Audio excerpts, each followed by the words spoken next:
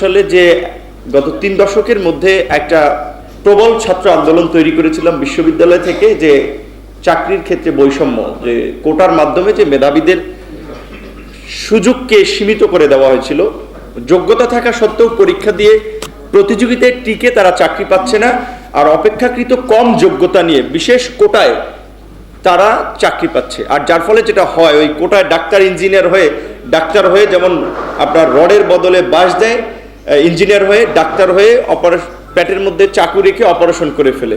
এই ধরনের কোটার মাধ্যমে মেধাবীদেরকে অবমূল্যায়ন করে আমি মনে করি যে কম যোগ্যতা সম্পন্ন ব্যক্তিদেরকে সুযোগ দিয়ে রাষ্ট্রের ক্ষতি করা হচ্ছে।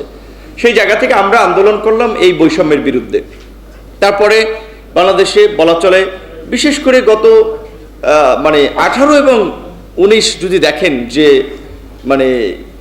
বিশেষ করে এই দুই বছরে যে বাংলাদেশে গত যে ছাত্র আন্দোলন হয়েছে অনেক দিন পরে, কোটা সংস্কার আন্দোলন, তারপরে নিরাপদ সড়ক আন্দোলন, তো সেই আন্দোলনগুলো করেছি। আমাদের তো ওইভাবে কোনো রাজনৈতিকভাবে মাদার অর্গানাইজেশন ছিল না।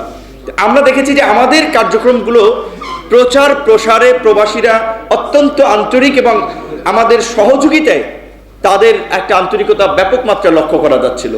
সেই ছাত্র সংগঠন থেকে তারাই বলেছে যে ভাই, আপনারা যেহেতু চাকরির ক্ষেত্রে বৈষম্যের বিরুদ্ধে কথা বলেছেন ছাত্রদের দাবি নিয়ে, আমরা প্রবাসীরা যে কত দুঃখ দুর্দশা কষ্টের মধ্যে আছি, শুধুমাত্র সান্ত্বনা নিয়ে যে রেমিটেন্স যোদ্ধা, কিন্তু কার্যত আমাদের সাথে তো চাকর বাকরের চেয়েও জঘন্য আচরণ করা হয় যখন আমরা দেশ থেকে আসি সেই সময়ে, এবং যখন বিদেশ থেকে যাই সেই সময়ও।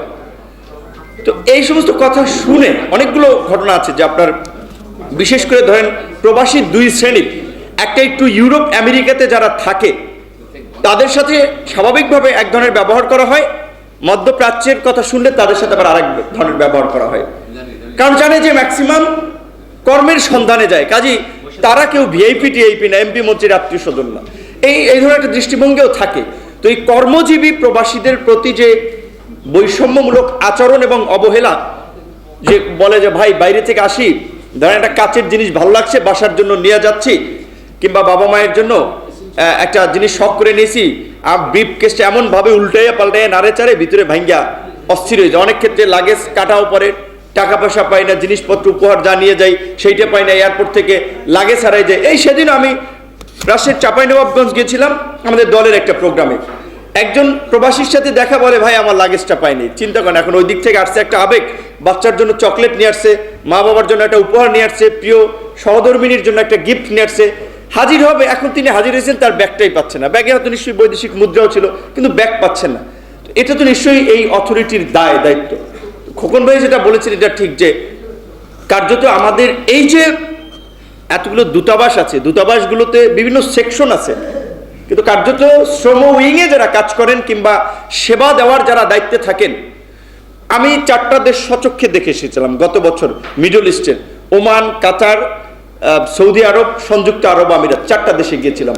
প্রবাসীদের সাথে সরাসরি কথা বলেছি, তাদের কথাগুলো শুনেছি। ম্যাক্সিমামেরই কমন অভিযোগ যে ভাই, পাসপোর্টটা নবায়ন করতে দালালদের টাকা দিয়েও নবায়ন করতে পারতেছি না।